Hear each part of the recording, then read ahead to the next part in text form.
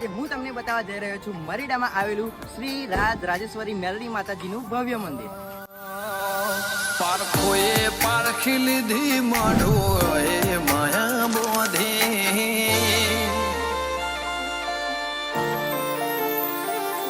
પારખોએ પારખી લીધી માઢોએ માયા બોધી, પલોઠી વાળી પેઢીએ ભલી ભલી વાતો બોખી,